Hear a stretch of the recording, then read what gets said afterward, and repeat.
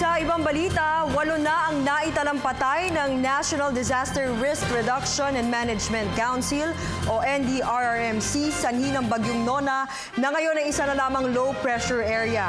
Pumalo naman sa mahigit 300 milyong piso ang pinsanang idinulot ng bagyo sa sektor ng agrikultura at infrastruktura. Samantala, ayon sa Pag-asa, pumasok na sa Philippine Area of Responsibility ang Bagyong Onyok. Para sa pinakahuling update mula sa NDRRMC, mag-uulat si Waywaya Makalma live.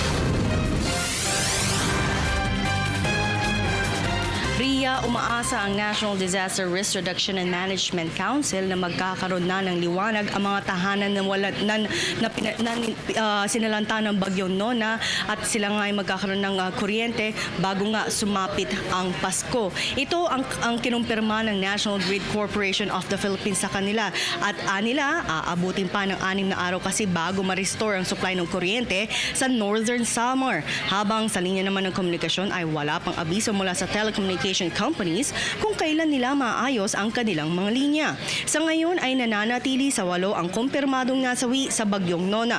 Habang kinumpirma naman ni Colonel Rodel Mauro Alarcon, ang commander ng 32nd Brigade, na may isang sundalong nasawi matapos matangay ng guho ang kanilang sinasakyan sa Infanta, Quezon na naganap kahapon ng madaling araw.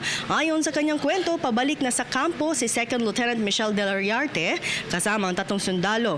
Ito'y habang nananala sa bansa ang Bagyong Nona at pabalik na sa kampo ang grupo ng tangayin ng guho ang kanilang sinasakyan na nagresulta naman sa pagkabagok ng ulo ni Del Ariarte. Na-rescue naman kaagad ng 4 at naisugod sa pinakamalapit na ospital ngunit hindi na umabot ang opisyal. Tumaas naman ang bilang ng inisyal na halaga ng pinsala dulot ng Bagyong Nona ngayong araw ay nakapagtala ito sa higit 320 million pesos sa agrikultura at infrastruktura na naitala naman sa Region 4A, 5 at 7. Higit 100,000 bahay naman ang nasira ng Bagyong Nona at karamihan dito ay naitala sa Eastern Visayas. Ayon naman kay DSWD Assistant Secretary Wilma Cabrera, tuloy-tuloy ang pagbibigay nila ng ayuda sa mga nasalanta ng bagyo. Ngunit aminado siya na hirap pa din silang makapagpadala ng relief goods sa mga malalayang lugar gaya ng Masbate, Marinduque at Mindoro. 2 probinsya naman sa Bicol Region ang nagdeklara ng state of calamity. Ito ay ang Sorsogon at Albay. Kaya naman muling nanawagan ang NDRRMC sa lokal na pamahalaan matapos maaprobahan ng buong sanggunian ang kanilang deklarasyon ng state of calamity ay dapat isumite na nila kagad ito sa NDRRMC Operations Center. Narito ang bahagi ng pahayag ni Romina Maresigan, ang tagapagsalita ng NDRRMC. Kasalukuyan pa rin na may problema sa supply ng kanilang kuryente. Base po sa impormasyon na naibigay po sa atin ng National Grid Corporation of the Philippines, yung meron pong problema sa transmission lines, marerestore po nila ito around 6 days. Kaya po na areas mula po sa Bicol Region, ang probinsya po ng Albay at ang probinsya po ng Sorsogon na may deklarasyon na po officially under the state of calamity. Para po dun sa ating mga iba pa po na lokal na pamahalaan na nagbibigay na po ng reports na sila po ay nag-declare under state of calamity, padala lamang po dito sa ating National Disaster Risk Reduction and Management Operations Center ang kopya po ng inyong sanggunian para po kayo ay officially maitala sa ating mga reports na talaga po nagdeklara na kayo under state of calamity.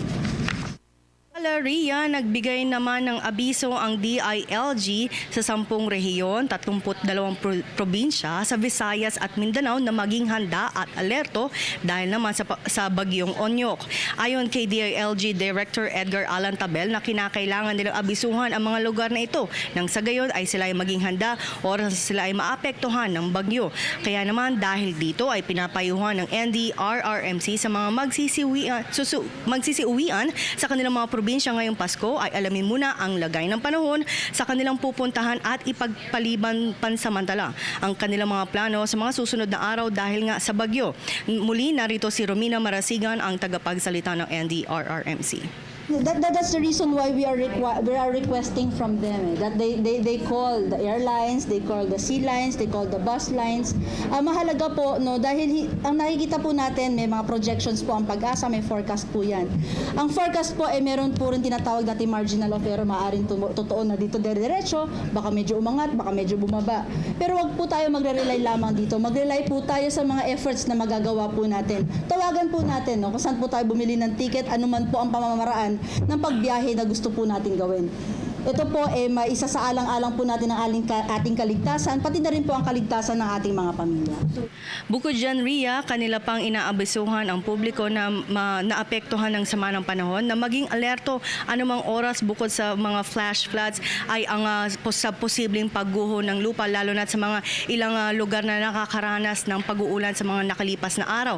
At higit isang oras naman, Ria, nagtagal ang full council meeting dito sa NDRRMC na pinangunahan ito ni Defense Secretary Voltaire Gasmin, ang chairman ng council, kasama rin sa mga dumalo sina DSWD Secretary Dinky Soliman,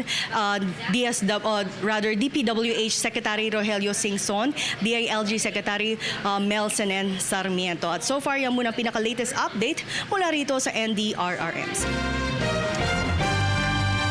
Kaugnay pa rin ng bagyong Nona, may mga tinukoy bang lugar ang NDRRMC na hindi madadaanan hanggang sa ngayon at kung meron, saan-saan ang mga ito? Ria, sa ngayon ay hindi pa sila nakakapagbigay ng bagong update patungkol nga sa mga kalsadang hindi madaanan dahil as I've mentioned earlier, may ilang kasing lugar na wala pa rin linya ng komunikasyon at maging sa kuryente. Pero siniguro nga kanina ng DSWD ay nagsagawa na sila ng aerial survey at naghatid na rin sila ng ibang relief goods sa ibang naunang na-isolate na lugar dahil nga sa bagyong Nona. Alright, maraming salamat, Waywaya Makalma mula sa NDRRMC.